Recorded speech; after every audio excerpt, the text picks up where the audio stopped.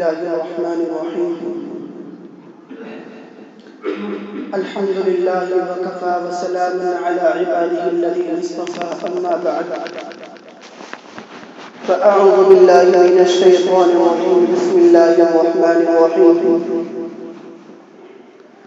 يا أيها الذين آمنوا اجتنبوا كثيرا من الظن إن بعض الظن إثم ولا تجسسوا ولا يغتب بعضكم بعضا أيحب أحدكم أن يأكل لحم أخيه ميتا فكرهتموه وقال رسول الله صلى الله عليه وسلم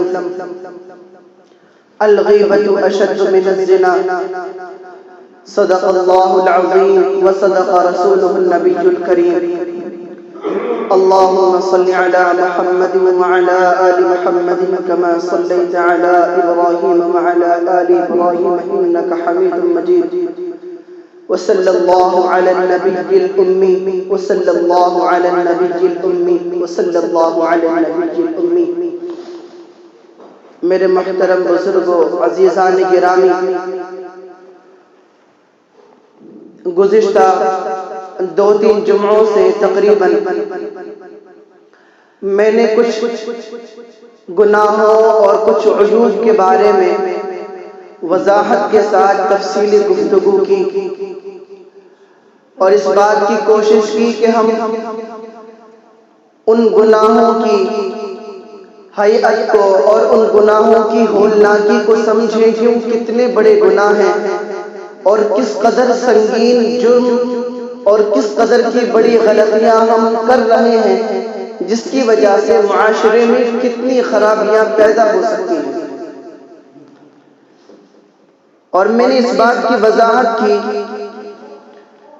کہ نہ جانے کتنے فسادات، کتنی جنگیں، کتنی لڑائیاں، دشمنیاں، عداوتیں، آپسی رنجشیں انہی گناہوں کی وجہ سے ہوتی ہے، انہی غلطیوں کی وجہ سے ہوتی ہے۔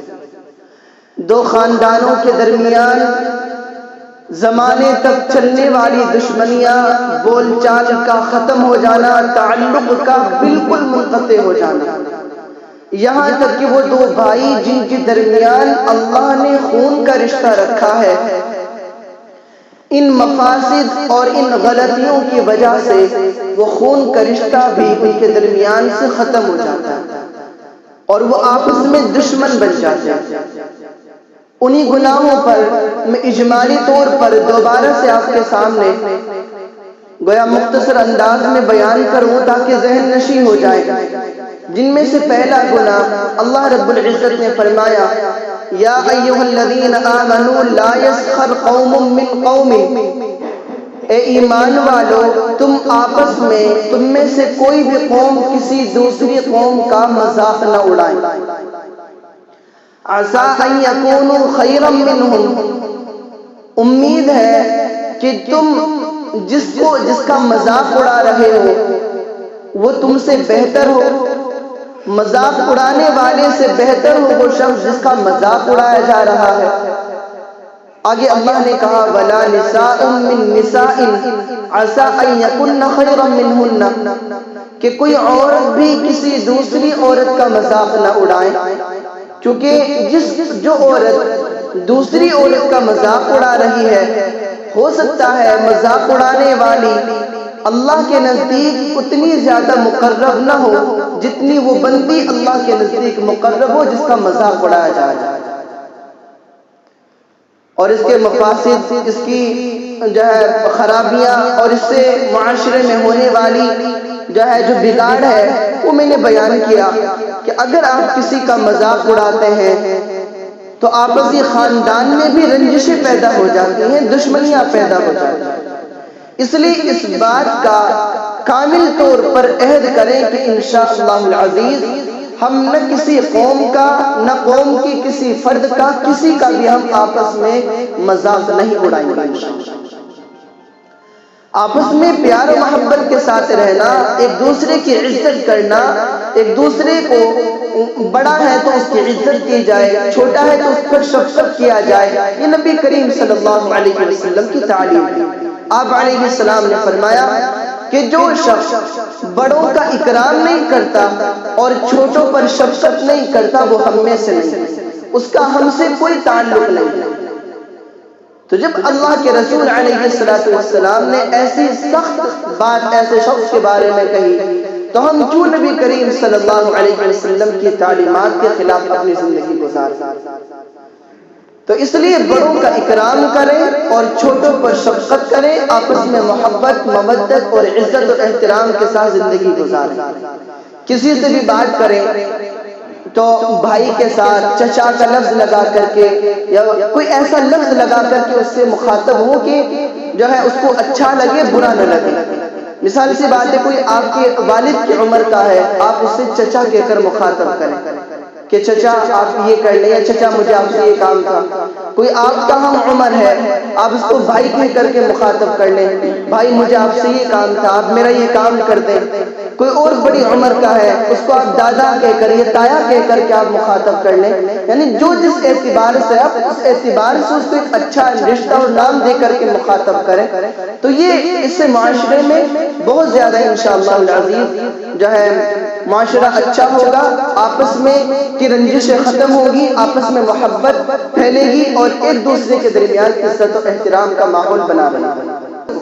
آگے دوسرا گناہ اللہ نے بیان کیا، وَلَا تَلْمِزُوا أَنفُسَكُمْ، کہ تم آپس میں یا اپنے آپ کو لعن طعن نہ کرو، یعنی تم کسی کو برا بھلا کہو گے وہ تمہیں برا بھلا کہے گا، اس اعتبار سے گویا آپ اپنے ہی اوپر لعن طعن کر رہے ہیں۔ میں نے مثال سے یوں سمجھایا تھا کہ کسی نے کسی کے باپ کو گالی دی کہ تیرے باپ کا ناس ہو جائے، اور اس نے اسی کے باپ کو گالی دے دی کہ تیرے بھی باپ کا ناس ہو جائے، تو اس اعتبار سے گویا اپنے ہی باپ کو گالی دینا ہے، کسی کے باپ کو برا کہنا گویا اپنے ہی والد کو برا کہنا ہے۔ کیوں؟ اس لیے کہ اگر آپ کسی کو گالی دیں گے وہ بدلے میں آپ کو گالی دے گا۔ آپ نے اس کو گالی دی، اس کے والد کو گالی دی، اس کی والدہ کو گالی دی، وہ بدلے میں آپ کو یا آپ کے والد کو یا آپ کے والدہ کو گالی دے گا۔ اس اعتبار سے آپ نے اپنے آپ ہی کو برا بھلا کہلوا لیا، اپنے والد کو ہی برا بھلا کہا، اپنی والدہ کو ہی برا بھلا کہا۔ تو اس طریقے سے آپس میں کوئی کسی کو لعن طعن نہ کرے تو کوئی آپ کو بھی لعن طعن نہیں کرے گا۔ کوئی بات ہو جائے تو پیار محبت کے ساتھ اس کو سمجھائے۔ تیسرا گناہ جو اللہ نے وَلَا تَنَابَزُوا بِالْأَلْقَابِ، کہ تم کسی کو برے لقب سے نہ پکارو۔ کوئی اندھا ہے اس کو اندھا کہہ کر نہ پکارو، کوئی لنگڑا ہے اس کو لنگڑا نہ کہو۔ اللہ نے کسی کو کوئی بھی معذور بنایا ہے، اس کو کوئی بھی ایسا عذر اس کے ساتھ اللہ نے بنا دیا، اللہ سے اللہ کا شکر ادا کرنا چاہیے کہ اللہ نے آپ کو اس عذر سے اس عیب سے محفوظ کر لیا۔ اگر اس کی جگہ پر آپ لنگڑے ہوتے اور کوئی آپ کا مذاق اڑاتا تب کیسا لگتا آپ کو؟ اگر اس کی جگہ پر اللہ آپ کو اندھا بنا دیتا اور آپ کا کوئی مذاق اڑاتا تب آپ کو کیسا لگتا؟ تو ہر آدمی یہ سوچے کہ بھئی میں اس کا مذاق اڑا رہا ہوں، اگر اس کی جگہ پر میں ہوتا اور یہ میرا مذاق اڑاتا تو مجھے کیسا لگتا؟ اگر جو چیز آپ کو اچھی نہیں لگ رہی آپ یہ بھی سوچیں کہ یہ بات اس کو بھی اچھی نہیں لگے گی، اس لیے کسی کو برے لقب سے نہ پکاریں۔ کسی کا رنگ کالا ہے ہم اس کو کالو کہہ دیتے ہیں، کوئی اور نہ جانے کیسے کیسے نام ہم نے جو ہے بنائے ہوئے ہیں ہمارے معاشرے میں، سماج میں، محلے میں عجیب عجیب نام ہوتے ہیں۔ کسی کو بدھو کہہ کر کے بلاتے ہیں، کوئی بدھ میں پیدا ہوا تو بدھو کہنا شروع کر دیا، کہ کسی سے کوئی غلطی بے وقوفی والی بات ہو گئی تو بدھو ہی اس کا نام رکھ دیا۔ تو بھئی اس طرح برے لقب سے نہ پکاریں۔ اللہ نے صاف فرما دیا بئس الاسم الفسوق بعد الایمان، کہ ایمان لے آئے اور ایمان لانے کے بعد ان گناہوں کو انجام دینا، کسی کو برے لقب سے پکارنا، یہ ایمان لانے کے بعد ایک بعید بات ہے۔ یعنی ایمان لانے کے بعد ایسا ہونا ہی نہیں چاہیے تھا جیسا کہ آپ کر رہے ہیں۔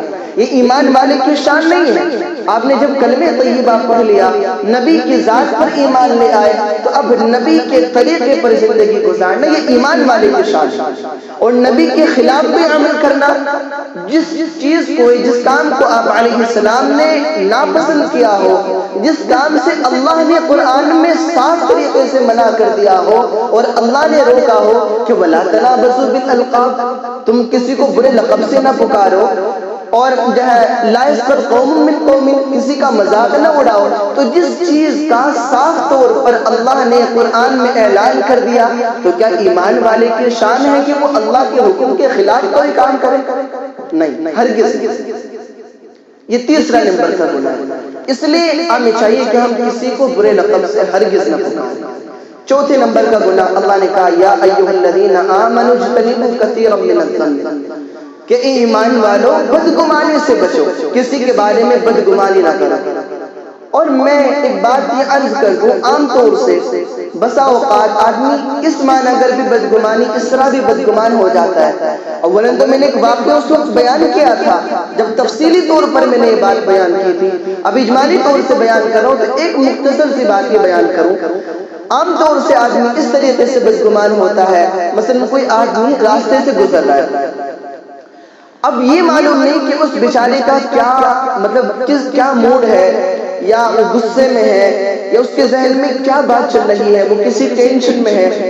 اب وہ راستے سے گزر رہا ہے، یا تو آپ نے اس کو سلام کیا اور اس نے آپ کے سلام کا جواب نہیں دیا، یا اس نے آپ کو سلام نہیں کیا، اب آپ بدگمان ہو جاتے ہیں۔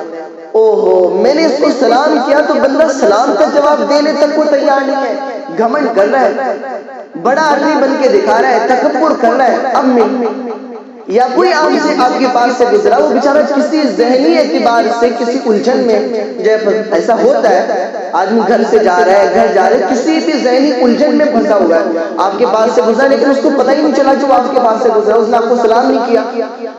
آپ یہ سوچیں گے اوہو مول صاحب میرے پاس سے گزر گئے اور سلام تک نہیں کیا۔ بعض آدمی اسی بات پر بدگمان ہو جاتے ہیں۔ یہ بات آئی ہے سامنے کہ بعض آدمی اس بات پر بدگمانی ہو گئے کہ اچھا مول صاحب یہاں سے گزرے، امام صاحب یہاں سے گزرے، مفتی صاحب یہاں سے گزرے، مجھے سلام نہیں کیا۔ ارے بھائی ہو سکتا ہے بھول گیا، ہو سکتا ہے ذہن میں نہیں رہا، ہو سکتا ہے میں کسی الجھن کا شکار ہوں، ہو سکتا ہے کوئی بھی گزرنے والا آپ کے پاس سے گزر رہا ہے یا آپ اس کے پاس سے گزر رہے ہیں اور آپ نے سلام کیا اور اس نے آپ کے سلام کا جواب نہیں دیا، تو اس طریقے سے آدمی بدگمان ہو جاتا ہے۔ اچھا ایسی بات ہے تو میرے محترم اللہ صاف طور سے اعلان کر رہا ہے یا ایھا الذین آمنوا اجتنبوا کثیرا من الظن، اے ایمان والو زیادہ بدگمانیوں سے بچو، کسی کے بارے میں بدگمانی نہ کرو۔ فرمایا ان بعض الظن اثم، اور بعض گمان جو ہے یہ بڑا گناہ ہے، اس لیے کسی کے بارے میں بدگمانی نہیں کرنی چاہیے۔ پانچواں گناہ آپ نے فرمایا ولا تجسسوا، کسی کے عیب کی ٹوہ میں نہ رہو۔ کسی کے گناہ اور کسی کے غلطی کی ٹوہ میں لگنے کا مطلب یہ ہے کہ اس کے عیب کو تلاش کرنا کہ آخر کیا کرتا ہے، یہ کرتا ہے، یہ وہ کرتا ہے، اس کا عیب آپ نے معلوم کر لیا اور پھر اس عیب کو راز کو فاش کر رہے ہیں، لوگوں کے سامنے اس عیب کو بیان کر کے اس شخص کو آپ ذلیل کر رہے ہیں، رسوا کر رہے ہیں۔ میرے محترم روز قیامت آپ کا یہ عمل آپ کو بڑے خسارے اور نقصان میں لے جائے گا، کیونکہ نبی علیہ السلام نے فرمایا کہ جو شخص دنیا میں کسی کے عیب کو کھولے گا اور روز قیامت اللہ رب العزت اس کے عیب کو پوری دنیا کے سامنے کھولے گا۔ دنیا میں اگر کسی کو آپ جو ہے ذلیل و رسوا کرتے ہیں تو چند لوگوں کے سامنے، پورے گاؤں کے سامنے اتنا ہی کر سکتے ہیں، لیکن قیامت کے دن پورا گاؤں کے ساتھ، پورا گاؤں ہی نہیں ہوگا، پوری دنیا ہوگی، پوری نوع انسانیت ہوگی، حضرت آدم سے لے کر امت محمدیہ کے آخری فرد تک کے تمام لوگ اس وقت موجود ہوں گے، جنات بھی ہوں گے، انسان بھی ہوں گے، ان سب کے سامنے رسوا کیا جائے گا۔ دنیا کی رسوائی تو کچھ بھی نہیں اس کے سامنے، جتنی رسوائی آخرت میں ہوگی۔ وہاں پر وہ لوگ بھی ہوں گے جو آپ کو اچھا سمجھتے ہوں گے۔ قیامت کے دن جب آپ کا راز کھلے گا، جب ہمارا راز کھلے گا، جب سوچیں گے اچھا ہم تو اس کے بارے میں یہ گمان کرتے تھے، یہ تو بالکل ایسا نکلا۔ تو میرے محترم اس لیے کسی کا عیب کی ٹوہ میں نہ رہو۔ کوئی عیب اگر آپ کو معلوم ہو جائے اس پر وہیں پر پردہ ڈال دو یا اس کو جا کر کے سمجھا دو، لیکن اس عیب کو لوگوں کے سامنے کھول کر اس کو ذلیل و رسوا نہ کرو۔ آخری چھٹا گناہ اللہ نے کہا وَلَا يَغْتَبْ بَعْضُكُمْ بَعْضًا، بات لمبی ہو جائے تو معذرت، اس بات کو آج ختم کریں گے۔ اللہ نے آگے فرمایا وَلَا يَغْتَبْ بَعْضُكُمْ بَعْضًا، کہ تم آپس میں ایک دوسرے کی غیبت نہ کرو۔ غیبت کا کیا مطلب ہوتا ہے اس بات کو بیان کروں۔ غیبت کا مطلب ہوتا ہے کسی کے پیٹھ پیچھے کسی کی ایسی برائی کرنا جو برائی اس شخص کے اندر موجود ہو۔ اور اگر وہ برائی اس کے اندر موجود نہ ہو اور اس کو بیان کرنا، اس کو کہتے ہیں تہمت لگانا، الزام لگانا، اور دونوں ہی بڑے گناہ ہیں۔ اللہ نے صاف طور پر اعلان کیا کہ تم آپس میں کسی کی غیبت نہ کرو، کسی کی برائی کو آپ جو ہے کسی کے سامنے بیان نہ کرو کہ جب وہ بات اس بندے تک پہنچے تو اس کو بری لگے۔ اور یہ اتنا بڑا گناہ ہے، اتنا بڑا گناہ ہے کہ نبی کریم صلی اللہ علیہ وسلم نے بڑی وعیدیں اس کے بارے میں بیان فرمائی ہیں، جن میں سے ایک وعید اللہ کے نبی نے فرمائی الغیبۃ اشد من الزنا، کہ غیبت کرنا زنا سے بھی بڑا گناہ ہے۔ آپ ایک بات کو سمجھیں، اگر میرے پاس کوئی آدمی آتا ہے اور وہ آ کر یوں کہے کہ مولانا شراب پی لو، میں اس کو کیا کہوں گا؟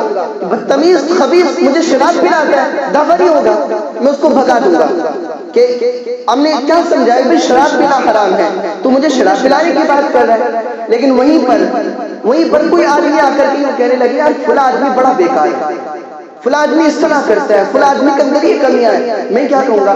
ہاں تو بالکل صحیح کہہ رہا ہے، فلاں آدمی اس طرح کرتا ہے۔ یہی تو غیبت ہے بھائی، اللہ، یہ تو غیبت ہے۔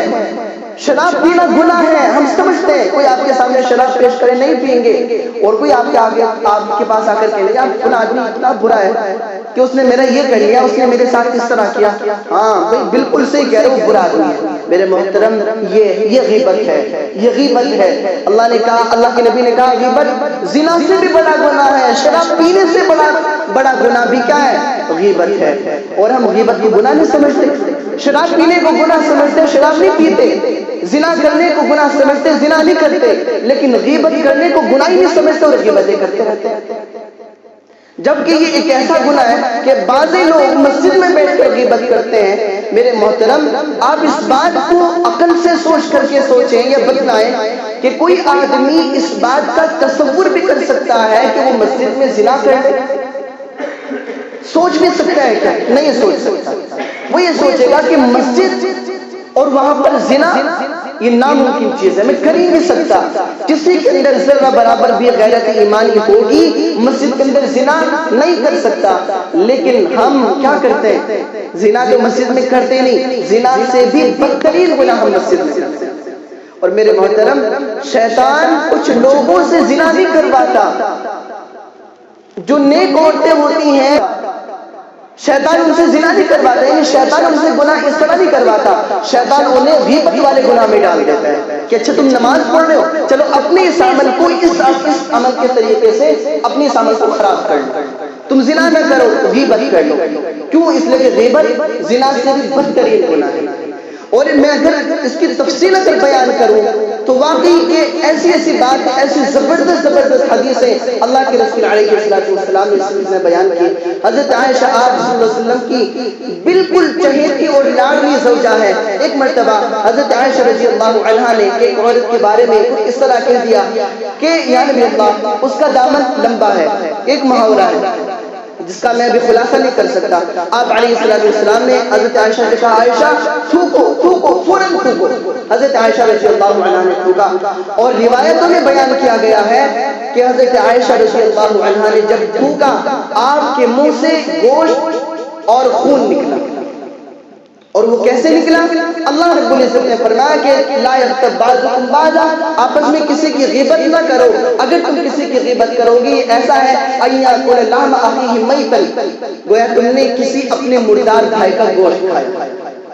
کسی کی غیبت کرنا کیسا ہے؟ اپنے مردار بھائی کا گوشت کھانا، ایک تو بھائی اور اوپر سے مردار، اوپر سے مرا ہوا۔ کیا کوئی اس بات کو پسند کر سکتا ہے؟ نہیں پسند کر سکتا۔ حضرت عائشہ کے منہ سے گوشت کے لوتھڑے نکلے، مطلب یہ کہ آپ نے غیبت کی ہے، آپ نے غیبت کی، وہ آپ نے مردار بھائی کا گوشت کھایا ہے، اس طریقے سے نکلا۔ ایک مرتبہ ایک صحابی نے زنا کیا، اللہ کے نبی کے پاس پہنچے اور کہا یا نبی اللہ، مجھ سے زنا ہو گیا، مجھے آپ سزا دے دیں۔ دو صحابی وہاں پر اور موجود تھے، لمبا واقعہ ہے، دو صحابی وہاں پر اور موجود تھے۔ ان صحابہ نے کہا کہ اللہ رب العزت نے ان کے گناہ کو چھپا دیا تھا، انہوں نے پھر بھی اپنے گناہ کو کھول کر کے اپنے اوپر جو ہے سزا نافذ کروائی، اور اب دیکھو کس طرح ان کو کتے کی طرح مارا جا رہا ہے۔ اتنی بات کہی نبی کریم صلی اللہ علیہ وسلم، ایسے خیر خواہ اور اس طریقے سے لوگوں کی تربیت کرنے والے تھے۔ آپ علیہ السلام سفر میں تھے، ان کو لے کر کے گئے، ایک جگہ پر دیکھا کہ ایک گدھا مرا پڑا ہے جس کے اندر سے بدبو آ رہی ہے۔ آپ علیہ السلام نے فرمایا کہ وہ دو صحابی جنہوں نے فلاں صحابی کے بارے میں اس طرح کہا تھا کہ دیکھو کیسے کتے کی طرح اس کو مارا جا رہا ہے، وہ آ جائے۔ آپ علیہ السلام نے ان کو بلایا، وہ آگے آگے۔ آپ علیہ السلام نے کہا کہ یہ جو مردہ گدھا پڑا ہوا اس کا گوشت کھاؤ۔ ان صحابہ نے کہا کہ یا رسول اللہ آپ پر ہماری جان قربان، آپ کیا بات کہہ رہے ہیں، ہم اس گوشت کو کیسے کھا سکتے ہیں جو سڑے ہوئے اور مردار گدھے کا گوشت ہے۔ آپ علیہ السلام نے فرمایا کہ کیا تم نے ابھی کچھ دیر پہلے اپنے مردار بھائی کا گوشت نہیں کھایا؟ یعنی جب تم نے اس کی غیبت کی تو اپنے مردار بھائی کا گوشت کھایا، جب تم اپنے مردار بھائی کا گوشت کھا سکتے ہو، غیبت کر سکتے ہو، تو اس طریقے سے اس مردار گدھے کا گوشت کیوں نہیں کھا سکتے؟ اس طریقے سے آپ علیہ السلام نے اس کو کر کے دکھلایا، ان کی تربیت کی۔ تو میرے محترم، کسی کی غیبت کرنا یہ اپنے مردار بھائی کا گوشت کھانا، اور اس طریقے سے ایک مرتبہ حضرت ابو بکر صدیق اور حضرت عمر رضی اللہ عنہ سفر میں تھے اور آپ کے ساتھ میں ایک خادم بھی موجود تھا۔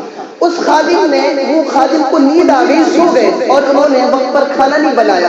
حضرت ابو بکر اور حضرت عمر جو بڑے جلیل القدر صحابی ہیں، نبی کریم صلی اللہ علیہ وسلم کے سب سے زیادہ معزز صحابی ہیں، انہوں نے اتنی بات کہی اس خادم کی موجودگی میں کہ بھی ہمارے جو خادم ہے نا بہت سوتا ہے، صحیح سے کام نہیں کرتا، بس اتنی بات کہی۔ نبی کریم صلی اللہ علیہ وسلم کے پاس پہنچے، آپ نے فرمایا اچھا تم اپنے مردار بھائی کا گوشت کھا کر کے آ رہے ہیں۔ آپ علیہ السلام سے ان صحابہ نے کہا یا رسول اللہ کیسی بات کر رہے ہیں، ہم نے تو ایسا گوشت کچھ نہیں کھایا۔